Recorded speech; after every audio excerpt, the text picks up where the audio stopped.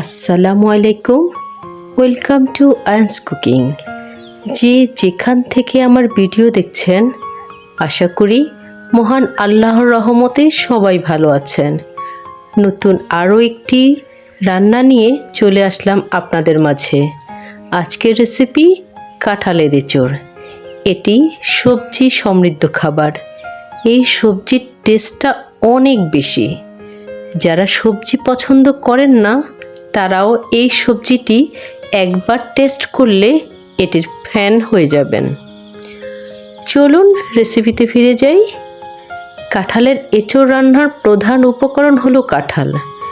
কাঁঠালের যে কাটা কাটা অংশ থাকে এই অংশটাকে বেশ মোটা করে ফেলে দিব। হাতে সরিষার তেল মেখে কাঁঠাল কাটলে কাঁঠালের কষ আর হাতে লেগে যাবে না। ভিউয়ার্স, আমি কাঁঠালটাকে কেটে এনেছি। এই যে ঠিক এইভাবে একদম ক্লিন করে কাঁঠালকে কেটে নিতে হবে। এখন চলে যাব কাঁঠালের বীজগুলোকে ভাপ দিয়ে নিতে।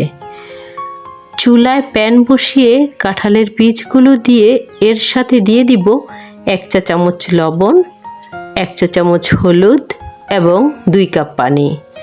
কাঁঠালের বীজগুলো 60% সেদ্ধ হলে একটি স্টেইনারে পানি ঝরিয়ে নিব। কাঁঠালের এঁচোড় তৈরির জন্য যে সবজিগুলো নিব তা এখন দেখিয়ে দিব। ডাঁটা 1 কাপ, পটল 1 কাপ, মিষ্টি আলু 1 কাপ। এখানে আমি দুটো শাক নিয়েছি। একটি হলো ডাঁটার শাক 1 কাপ, মিষ্টি কুমড়োর শাক 1 কাপ। কয়েক প্রকারের ডাল ব্যবহার করব। নিয়ে নিচ্ছি মসুরের ডাল 1 কাপ, অ্যাঙ্কর ডাল 1 কাপ, মুগ ডাল 1 কাপ। মসুরের ডাল এবং অ্যাঙ্কর ডালগুলোকে আমি সেদ্ধ করে নেব। গরম মশলার মধ্যে নিচ্ছি 2টি তেজপাতা, 3টি লবঙ্গ, 3 টুকরো দারচিনি, 3টি এলাচ, 1 চা চামচ শাহি জিরা।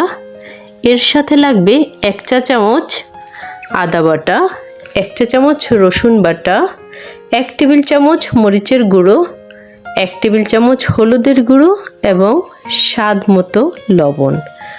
আরও লাগবে কিছু কাঁচামরিচ এবং 1 কাপ পেঁয়াজ। চুলায় প্যান বসিয়ে 1/2 কাপ সরিষার তেল দিয়ে দিচ্ছি। আপনারা চাইলে সয়াবিন তেল দিয়েও রান্নাটা করতে পারবেন, তবে আমার মনে হয় সরিষার তেলে রান্নার টেস্টটা বেশি ভালো হয়। প্রথমে গরম মশলাগুলো একটু ভেজে নেব। মশলার ফ্লেভার আসার পর পেঁয়াজ যোগ করে দিব। এই পর্যায়ে দিয়ে দিচ্ছি মুগ ডাল। মুগ ডালগুলো ভালো করে ভেজে নেব। মুগ ডালের ঘ্রাণটা আসা পর্যন্ত ভাজবো।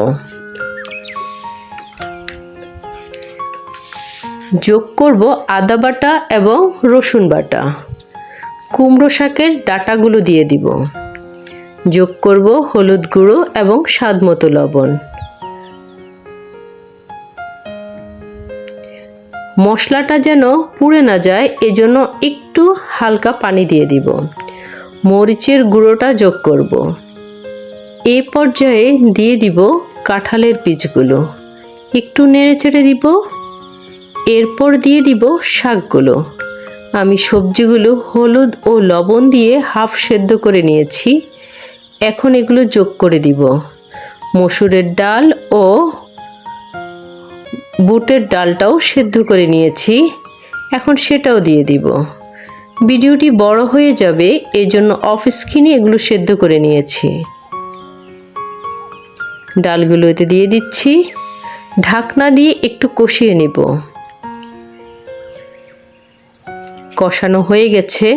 এই পর্যায়ে 1/2 চা চামচ জিরার গুঁড়ো ও কাঁচামরিচ যোগ করব। এখন দিয়ে দিব গরম পানি 3 কাপ। ঢাকনা দিয়ে কুক করব 15 মিনিট। সবজির ঝোলটা ঘন হয়ে গেছে। রান্নাটা হয়ে গেছে। এখন চুলাটা অফ করে দিব।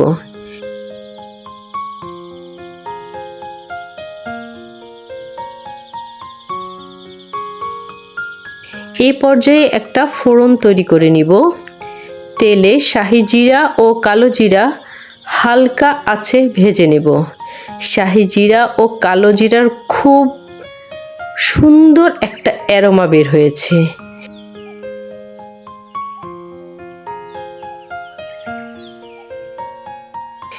এখন এই ফোড়নটা কাঁঠালের এঁচড়ের মধ্যে দিয়ে দিচ্ছি। আমি পেঁয়াজ বেরেস্তা ভেজে রেখেছিলাম, এখন এগুলো এর মধ্যে ছড়িয়ে দিব।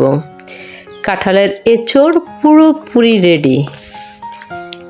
যেভাবে আমি বাসায় কাঁঠালের এঁচড়টা তৈরি করি সেটাই আপনাদের সাথে শেয়ার করলাম। সবজিটা অত্যন্ত সুস্বাদু। রিকোয়েস্ট থাকবে এই সিজনে একবার তৈরি করে টেস্ট করবেন। ধন্যবাদ। ওকে, আল্লাহ হাফেজ।